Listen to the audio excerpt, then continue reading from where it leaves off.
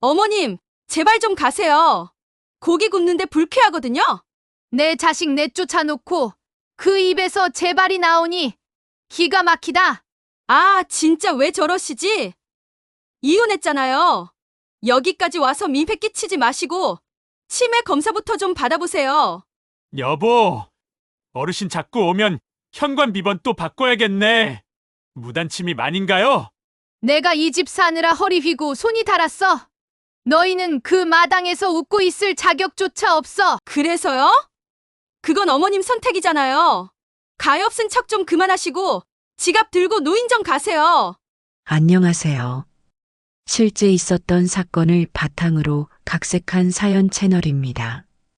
오늘은 자신이 피땀 흘려 장만해준 집에서 상간남과 살아가는 며느리를 향해 단 한 장의 서류로 모든 걸 되찾아온 이야기입니다. 결말이 얼마나 통쾌했는지 함께 끝까지 지켜봐 주세요. 구독과 좋아요를 눌러주시면 앞으로도 억울함을 딛고 이겨낸 이야기를 꾸준히 전해드리겠습니다. 사연 시작하겠습니다. 젊었을 적 나는 쉬는 날이 뭔지 모르고 살았습니다. 휴일엔 더 바빴고 명절 땐 더 일했고 눈 오나 비 오나 새벽 5시면 장터 국밥집 불부터 뗐죠.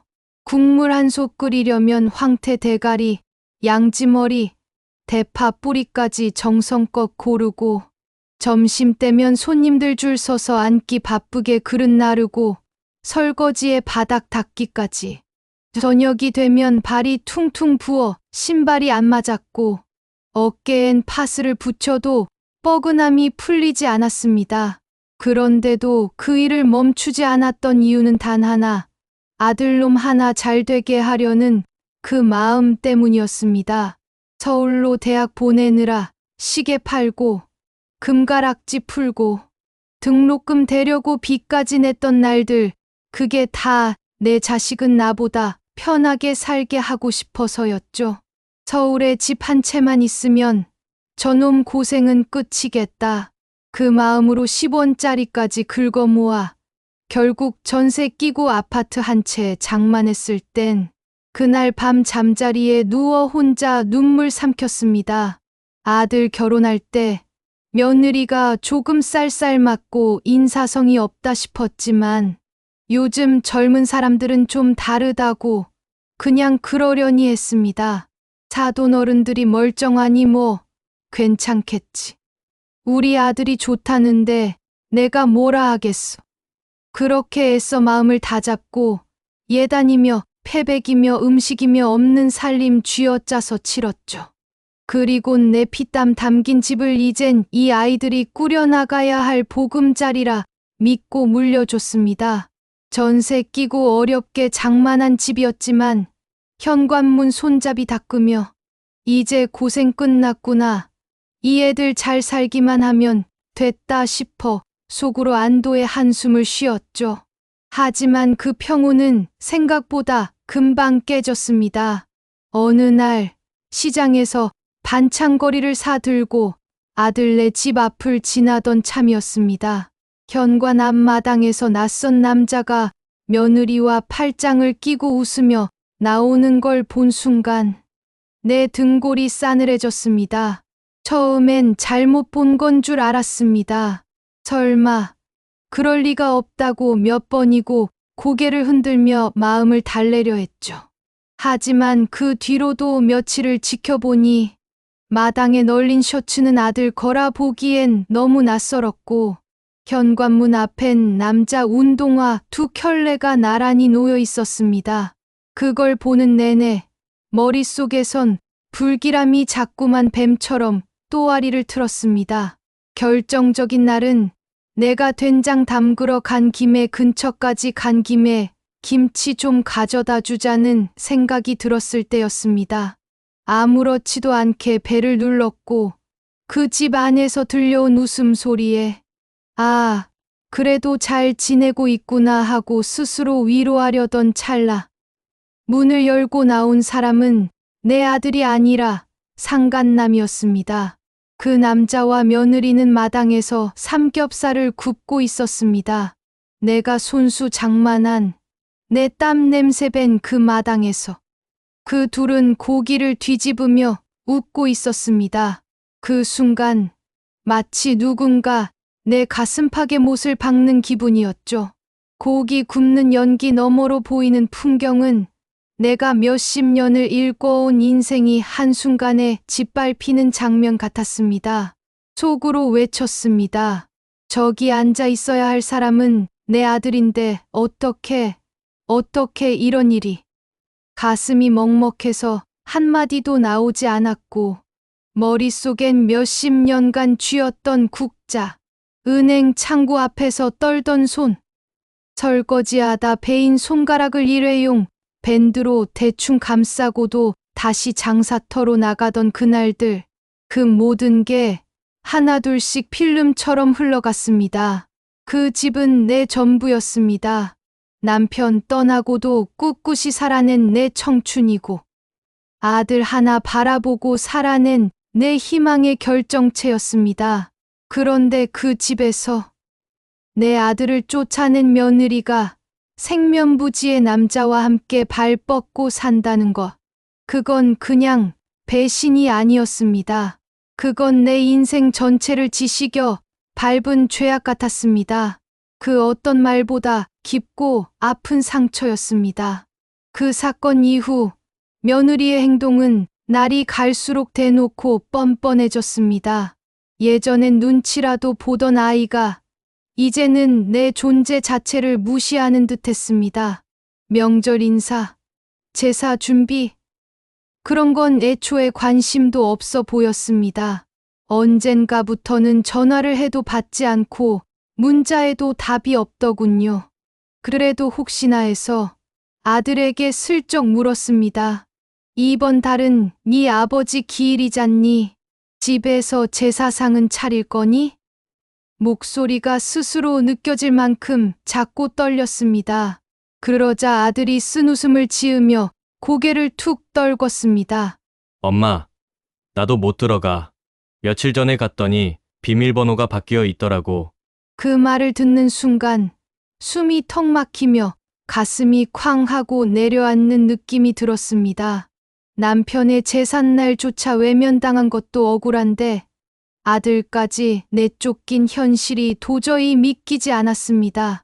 손끝이 찬물에 담근 듯 시려졌고 목구멍엔 뭔가 걸린 듯 말이 이어지지 않았습니다. 그날 밤 나는 한참을 앉아 있다가 천천히 자리에서 일어났습니다. 결국 제삿날 당일 나는 조용히 장을 봐 작은 종이 상자 하나를 준비했습니다. 마트에서 고등어 한 마리, 사과 3알, 배 1개, 삶은 달걀 2개를 샀습니다. 예전엔 푸짐하게 차려 올리던 남편의 제사상. 이제는 식탁도 없고 제사 지낼 방도 없으니 작은 상자 하나에 마음을 담아 내 방 창가 앞에 놓았습니다. 창문을 열자 차가운 바람이 커튼을 살짝 흔들었습니다. 나는 손을 모아 하늘을 바라봤습니다. 바깥은 조용했고 멀리서 강아지 짖는 소리만 들려왔습니다. 입술이 달싹이며 떨리는 말이 흘러나왔습니다. 여보, 미안해요. 살아있을 때 잘하지 못해서. 그리고 우리 아들까지 저렇게 만들 줄은 진짜 몰랐네. 눈물이 주르륵 흘렀습니다. 방 안에 있는 고요함 속에서 내 속은 소리 없이 무너지고 있었습니다. 며칠이 지났지만 그날의 허망함이 가시지 않았고 결국 나는 결심했습니다. 이대로는 안 되겠다고. 이 집을, 이 상황을 그냥 두고 볼 수 없다고. 나는 조용히 외출복을 챙겨 입고 아들 집을 다시 찾아갔습니다. 한 손엔 장갑을 쥐고 다른 손엔 지난 겨울 껴 입었던 코트를 걸쳤습니다. 마음은 무거웠지만 눈은 또렷하게 떴습니다. 집 앞 골목에 들어서자 익숙한 향이 풍겨왔습니다. 고기 굽는 냄새였습니다. 한순간에 얼굴이 붉어지고 속에서 뭔가 끓어오르는 듯했습니다. 대문 앞에 다다랐을 땐 안에서 웃음소리와 술잔 부딪히는 소리가 섞여 나왔습니다. 나는 잠시 눈을 감았다가 조용히 초인종을 눌렀습니다. 잠시 후 문이 벌컥 열렸고 문 앞에 서 있는 사람은 며느리였습니다. 그녀는 나를 보는 순간 얼굴이 순간 굳더니 이내 짜증이 섞인 한숨을 내쉬었습니다. 그리고는 이렇게 말하더군요. 어머님 또 왜 오셨어요? 법적으로 문제 없어요. 이혼은 이미 끝났고 여긴 제 집입니다. 그 말 한마디가 내 귀에 총알처럼 박혔습니다. 법, 문제 없다고? 그 집을 누구 돈으로 마련했는지를 알기나 하면서 그런 말을 뱉는 건지 나는 말없이 고개를 끄덕였습니다. 아무 말도 하지 않았습니다. 한마디라도 하면 감정이 터져버릴 것 같았기 때문입니다. 대신 돌아서며 다짐했습니다. 그래, 너 그렇게 나오겠다는 거지? 이 집 그냥 얻어진 거 아니야. 이 집 내가 국밥 장사해서 파스 붙여가며 허리 굽어가며 만들어낸 내 피 같은 돈으로 산 집이야. 그걸 네가 법이라는 이름으로 꿰차고 앉아 있다고? 좋아. 그럼 이제 내가 이 집이 누구 건지 보여줄 차례야. 그 순간부터 나는 참는 사람이 아니라 찾아오는 사람이 되기로 마음먹었습니다. 그리고 그게 그동안 나를 짓누르던 슬픔이 분노로 바뀌던 첫 순간이었습니다. 그날 밤 저는 끝내 눈을 붙이지 못했습니다. 이불을 덮고 누웠지만 눈꺼풀이 내려오질 않았고 머릿속은 온통 혼란으로 뒤엉켜 있었습니다. 며느리가 대문 앞에서 뱉던 그 말이 계속 귓가에 맴돌았습니다. 법적으로 문제 없어요. 이혼했잖아요? 그 싸늘하고 뻔뻔한 눈빛, 무심하게 내뱉던 말투, 그건 단순한 무례가 아니었습니다. 내 모든 시간을 부정당한 기분, 피땀 흘려 읽어온 내 인생 전체를 밟고 지식인 듯한 모욕이었습니다. 입술이 파르르 떨렸고 이를 꽉 물고 이불 속에서 두 손을 꼭 쥐었습니다. 그날따라 어깨가 더 무겁게 눌리는 듯했고 세상의 온갖 서러움이 목구멍까지 차올라 숨이 막힐 것 같았습니다. 내가 이러려고 살아왔나? 그 생각에 한참을 가만히 있다가 마치 마음 깊은 곳에서 무언가가 딸깍하고 꺾이는 소리를 들었습니다. 그래, 이제 끝이다. 수십 년 동안 참았고 견뎠고 양보했다면 이제는 내가 나를 지켜야 할 시간이라는 게 분명해졌습니다. 가슴 밑바닥에서부터 끓어오르던 피가 머리 끝까지 치솟는 순간 나는 단단한 결심을 내렸습니다. 그 집이 네 집이라고? 그럼 그 집이 누구 이름으로 돼 있는지 네가 좀 똑똑히 알아야지. 아침이 되기도 전에 나는 침대에서 천천히 몸을 일으켰습니다. 세수대야에 따뜻한 물을 받아 얼굴을 정갈히 씻고 까슬한 손에 로션을 바르며 거울 앞에 섰습니다. 흰머리가 부쩍 늘고 주름도 많아졌지만 그날따라 눈빛은 유독 또렷했습니다. 단정한 옷으로 갈아입고 결혼식 때만 꺼내 입던 자켓을 꺼내 걸쳤습니다. 가방 안엔 오래된 도장과 주민등록증, 그리고 작은 메모지 한 장. 거기엔 이렇게 적혀 있었습니다. 복녀야, 이제 너를 위해 살아라. 아파트 입구를 나서는 순간 아침 공기가 살을 애릴 정도로 차가웠지만 내 마음은 단단했고 발걸음은 흔들리지 않았습니다. 버스를 타고 주민센터로 향했습니다. 가방에서 번호표를 뽑아 손에 쥐었을 때 나는 스스로에게 말했습니다. 이 집, 아직도 내 이름이야. 내가 국밥 끓여가며 허리 굽혀가며 산 집이다. 네가 쉽게 가져갈 수 있는 게 아니야. 창구 직원 앞에 서서 등본, 인감증명서, 재산 등기부등본까지 하나하나 꺼내며 요청서를 작성했습니다. 공무원이 물었습니다. 어르신, 이걸로 부동산 매매하시게요? 나는 잠시 멈칫하다 고개를 끄덕였습니다. 예, 제 인생을 정리하려고요. 서류를 손에 쥐고 주민센터를 나서는 길, 햇살이 비치던 그 길이 어찌나 반짝거리던지 그동안 굽었던 어깨가 펴지는 느낌이 들었고 그날따라 하늘도 맑고 높아 보였습니다. 벌벌 떨며 은행 대출 창구에 앉아있던 내 모습이 떠올랐습니다. 겨우 몇 푼 빌리겠다고 고개 숙이고 도장 찍던 내 과거. 그때와는 달랐습니다. 이제 나는 내 인생을 되찾으러 가는 사람이었고 무너진 자존심을 다시 일으키는 사람이었습니다. 그 길로 나는 곧장 수십 년 알고 지낸 공인중개사 친구 영자에게 전화를 걸었습니다. 영자야, 나 복녀야. 집 하나 팔아야겠어. 오늘 당장 매물로 내줘. 영자는 놀란 듯 물었습니다. 언니 갑자기 무슨 일이야? 너 그 집 아들 줬던 거 아니었어? 나는 담담하게 대답했죠. 아들한텐 줬지.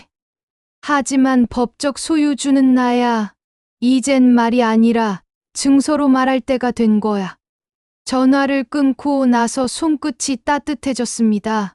그건 단순히 혈액이 도는 온기가 아니라 다시 내 인생의 핸들을 내가 쥐게 된 열기였습니다. 그날 밤 오랜만에 거울을 들여다봤습니다. 수없이 눌러왔던 서러움도 분노도 이제는 방향을 찾은 느낌이었습니다. 나는 속으로 이렇게 말했습니다. 눈물로 삼켰던 날들은 오늘부로 끝이야. 이제 다시 펜을 들어 내 인생의 다음 장을 내가 쓸 거야. 그리고 그 첫 문장은 이렇게 시작될 거야. 그 집은 다시 내 것이 되었다. 계약 당일 아침, 저는 오랜만에 화장을 했습니다. 손이 떨려 아이라인을 그리는 데만 3번이나 실패했지만 결국 눈매를 또렷하게 살려냈습니다. 거울을 들여다보니 눈가엔 세월이 깊게 그려져 있었지만 그날따라 내 눈빛은 이상하게도 단단해 보였습니다. 그래, 복녀야. 오늘은 울지 말고 말도 아깝게 하지 마라. 서류로 말해라. 속으로 다짐한 뒤 새로 산 단정한 자켓을 꺼내 입었습니다. 주머니 안엔 오래된 도장과 단단히 챙긴 등기부등본, 작은 서류 가방 하나가 오늘 내 무기였습니다. 공인중개사와 약속한 시간보다 30분은 일찍 도착한 나는 마치 전쟁터에 나서는 장수처럼 집 앞에 섰습니다. 고개를 들자 익숙한 대문 너머로 지글지글 고기 굽는 소리와 들뜬 웃음소리가 가득 흘러나왔습니다. 한때는 우리 가족의 웃음이 흐르던 그 마당에서 이제는 다른 사람의 고기 냄새, 다른 남자의 목소리가 퍼지고 있었습니다. 조심스레 대문을 밀고 들어섰습니다. 마당 한가운데 파라솔 밑에 며느리와 상간남이 앉아 있었습니다. 테이블 위엔 삼겹살에 맥주, 된장찌개까지 한 상 차려져 있었고 그 둘은 내 눈치를 살피는 기색도 없이 웃으며 잔을 부딪히고 있었습니다. 그 광경을 보는 순간 마치 내 피와 살로 일군 집이 고스란히 짓밟히는 소리가 들리는 듯했습니다. 내가 다가가자 며느리는 자리에서 일어나지도 않은 채 턱을 살짝 들고 입꼬리를 비죽 올리며 말했습니다. 어머님 또 왜 오셨어요? 저희 지금 바쁘거든요. 중요한 사람 오기로 했단 말이에요.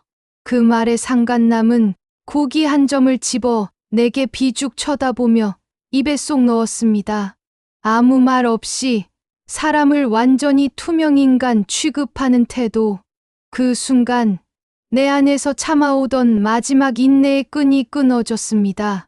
나는 조용히 벤치로 다가가 서류 가방을 내려놓고 단 한마디를 꺼냈습니다. 이 집, 오늘부터 너희 집 아니야. 그 짧은 한 문장이 떨어지는 순간 장간남의 숟가락이 덜컥하고 바닥에 떨어졌고 며느리는 입을 다물지 못한 채 나를 멍하니 쳐다봤습니다. 얘 지금 뭐라고 하셨어요? 어머님, 그게 무슨 말씀이세요? 목소리에 처음으로 떨림이 묻어났습니다. 나는 천천히 가방을 열고 준비해온 서류 뭉치를 꺼냈습니다. 공인중개사가 곧이어 도착했고 계약서가 그 자리에서 펼쳐졌습니다. 나는 계약서에 도장을 꾹 눌러 찍었습니다. 내가 찍은 도장 소리가 마치 지난 세월을 정리하는 망치 소리처럼 울려 퍼졌습니다. 그리고 담담하게 하지만 분명한 목소리로 말했습니다. 집 매매 완료됐고 오늘부로 여긴 새 주인이 올 거다. 이 집에서 고기 굽고 맥주 마실 시간은 이제 끝났다. 너희 둘 당장 짐 챙겨. 지금까지 웃고 떠들던 잔치집 분위기는 사라지고 그 자리는 말 그대로 공포와 당황, 혼란으로 뒤엉킨 아수라장이 되어버렸습니다. 방금 전까지만 해도 고깃집 셰프처럼 집게질하던 상간남은 내 말 한마디에 얼굴이 하얗게 질리더니 믿기지 않는다는 표정으로 멀뚱멀뚱 서 있었습니다. 지금 그럼 우리 여기서 나가야 되는 거예요? 목소리는 갈라지고 시선은 허공을 떠돌았습니다. 나는 눈 하나 깜빡이지 않았습니다. 그저 담담하게 딱 잘라 말했죠. 그래. 오늘부터 여긴 네가 발 붙일 자리는 아니야. 그리고 그 고기 남의 집 마당에서 굽는 마지막 고기였네. 그 말이 떨어지자 그 남자는 마치 불이라도 붙은 듯 뒷걸음질을 치더니 갑자기 집 안으로 뛰어들었습니다. 발에 신던 슬리퍼는 한 짝이 마당에 남겨졌고 다른 한 짝은 굽이 뒤집힌 채 나뒹굴었습니다. 안에서는 서랍 여닫는 소리, 옷장 문짝 부딪히는 소리가 연이어 났고 장간남은 얼굴에 식은땀을 줄줄 흘리며 바지를 끼워 입고 지갑 하나, 핸드폰 하나, 그것만 들고 맨발로 튀어나왔습니다. 그게요. 저는 몰랐습니다. 이런 줄 모르고. 그가 말끝을 흐리며 주절거리려는 찰나 나는 단 한마디도 대꾸하지 않았습니다. 그의 변명이 이제는 공기보다도 가치 없었기 때문이죠. 그는 뒷문으로 도망치듯 사라졌습니다. 골목 끝까지 쫓아가 볼 것도 없이 그 뒷모습은 꼭 고기 훔치다 걸린 도둑놈 같았습니다. 그리고 마당엔 이제 더는 며느리라 부를 수도 없는 그녀만 남겨졌습니다. 그녀는 하얗게 질린 얼굴로 천천히 무릎을 꿇었습니다.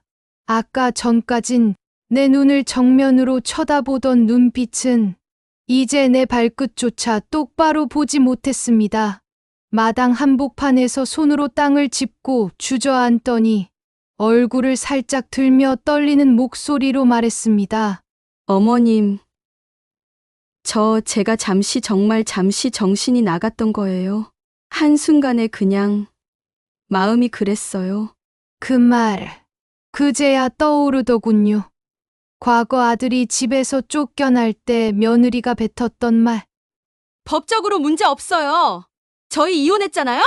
그땐 그렇게 이성적이더니 이제 와서 잠시 정신이 나갔다고 울먹이며 붙잡는 꼴이 우습기도 하고 안쓰럽기도 했습니다. 예전의 나였다면 그래도 우리 손주들 생각해서 하며 마음이 약해졌을 겁니다. 하지만 이제는 아니었습니다. 나는 가슴속 깊이 새기고 있었습니다. 그녀가 내 아들을 어떻게 쫓아냈고 내 손주 앞에서 얼마나 비정하게 굴었는지를. 그래서 나는 아주 차분하고 단단한 목소리로 단 한마디를 남겼습니다. 정신 나갔다가 돌아온 김에 이 집에서 나가서 네 자리도 함께 찾아. 그 말을 뱉는 순간 내 안에 오랫동안 가라앉아 있던 서러움이 뿜어져 나왔습니다.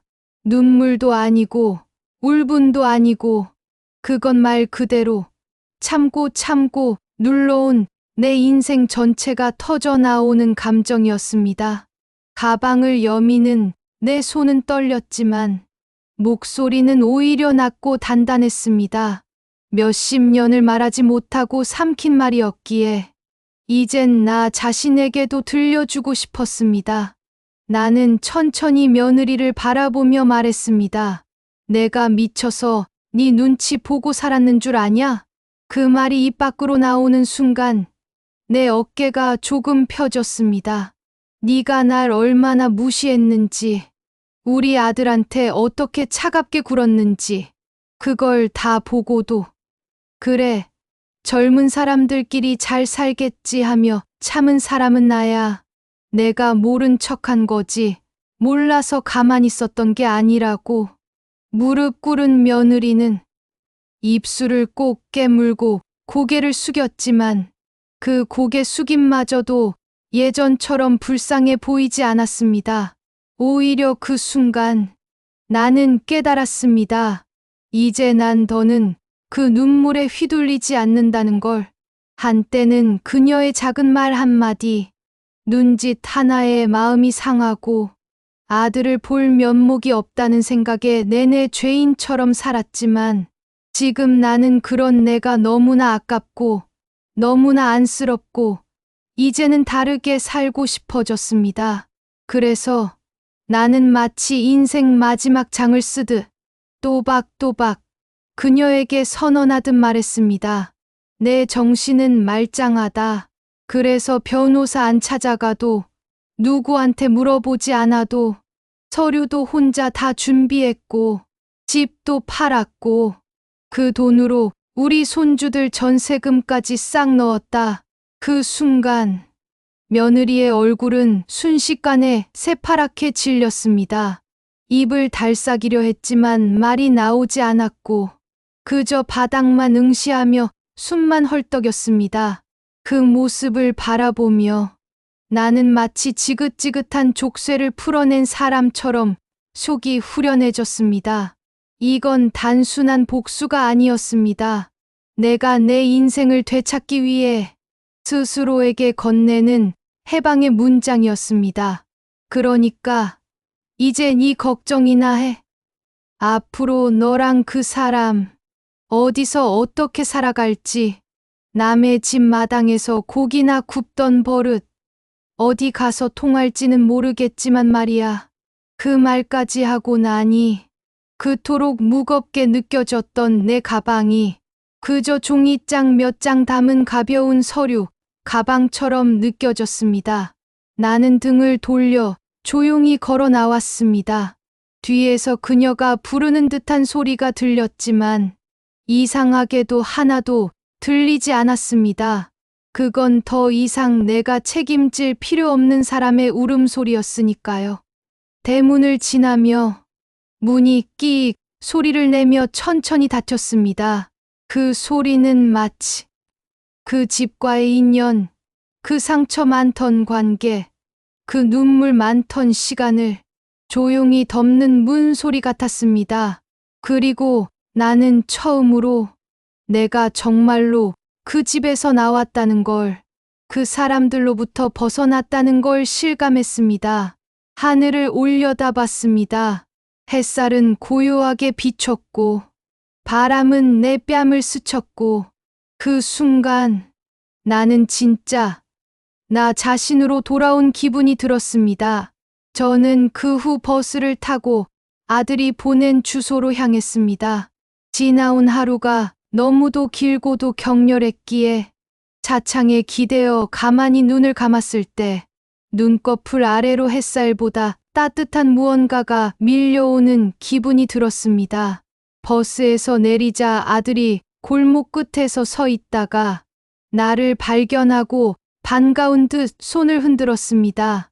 엄마, 여기요. 이쪽이에요. 그 모습이 마치 어릴 적 소풍날 학교 앞에서 도시락 들고 서 있던 꼬마 아들 같아 순간 마음이 뭉클했습니다. 새로 구한 전셋집은 아주 평범하고 소박한 빌라였습니다. 대문을 열고 들어가자 아들이 신발장을 정리하며 말했습니다. 많이 크진 않지만 엄마랑 애들이랑 다 같이 지낼 수는 있을 거야. 현관을 지나 거실로 들어서니 장판에선 은은한 풀 냄새가 났고 햇빛이 창가 커튼 사이로 조용히 스며들고 있었습니다. 방 안에는 손주 셋이 이불을 뒤집어 쓰고 숨바꼭질을 하며 깔깔대고 웃고 있었고 그 웃음소리는 지금껏 들어본 어떤 음악보다 따뜻하게 들렸습니다. 아들은 냉장고에서 고기를 꺼내 부엌으로 향했습니다. 엄마, 앉아 계세요. 오늘은 제가 다 해드릴게요. 고기 한 근과 상추, 쌈장, 마늘까지 아들이 분주히 움직이며 차리는 식탁은 그 자체로 내게 큰 선물이었습니다. 나는 조용히 거실 창문을 열었습니다. 창문 밖에서 바람이 살며시 들어와 커튼을 흔들었고 그 바람이 내 머리카락을 살짝 건드리던 순간 문득 오랫동안 쌓였던 마음의 먼지가 그 바람을 타고 훌을 날아가는 듯한 기분이 들었습니다. 작은 원형 식탁에 둘러앉았습니다. 불판 위에 고기를 올리자 지글지글 익는 소리가 퍼졌고 그 소리마저도 마치 내 속을 달래주는 자장가 같았습니다. 그때 막내 손주가 작은 손으로 상추 한 장을 들더니 쌈장을 바르고 마늘 한쪽을 넣어 내 접시에 조심스레 올려주었습니다. 할머니, 우리 이제 같이 자주 밥 먹어요. 할머니가 있어야 진짜 집 같아. 그 말에 나는 순간 울컥했습니다. 목이 메어 아무 말도 나오지 않았지만 그저 손주 머리를 쓰다듬으며 고개를 살짝 끄덕였습니다. 아들은 고기를 뒤집으며 내 표정을 살피더니 살짝 웃으며 말했습니다. 엄마, 오늘 속이 좀 시원하죠? 나는 그제야 참았던 웃음을 터뜨렸습니다. 억지로 만든 미소가 아니라 진짜 가슴 밑바닥에서부터 천천히 올라온 따뜻한 웃음. 수십 년 동안 남의 눈치 보며 아파도 아프단 말 못하고 서럽게 국밥을 휘젓던 그 손으로 이제는 진짜 내 사람들과 밥을 먹고 있다는 사실이 말로 다 못할 만큼 소중하게 다가왔습니다. 그 작은 식탁 앞에서 나는 비로소 느꼈습니다. 아, 내가 다시 살아나는구나. 그날 밤 불판 위에서 지글지글 익는 고기 소리가 내 마음속 깊숙한 곳에 박혀있던 응어리를 하나씩 하나씩 태워주는 듯 들렸고 그 고기보다 더 따뜻한 무언가가 내 가슴 속에 들어왔습니다. 그건 바로 내가 가족이라는 이유만으로 사랑받고 있다는 확신이었습니다. 그리고 그 확신은 지금까지 견뎌온 모든 고통보다 더 단단했고 더 따뜻했습니다. 여러분은 복녀 어머니의 단호하고도 묵직한 결단 어떻게 느끼셨나요? 참고 또 참았던 세월 끝에 스스로의 손으로 인생의 균형을 다시 세운 그녀의 용기 있는 선택. 여러분의 생각을 댓글로 들려주세요. 오늘 사연은 여기까지입니다. 영상이 마음에 드셨다면 구독과 좋아요, 알림 설정을 눌러주셔서 앞으로도 이렇게 억울함을 딛고 당당하게 인생을 다시 시작한 분들의 이야기를 꾸준히 만나보시길 바랍니다. 다음 영상에서도 더 깊은 공감과 진한 여운이 담긴 이야기로 찾아뵙겠습니다. 시청해 주셔서 감사합니다.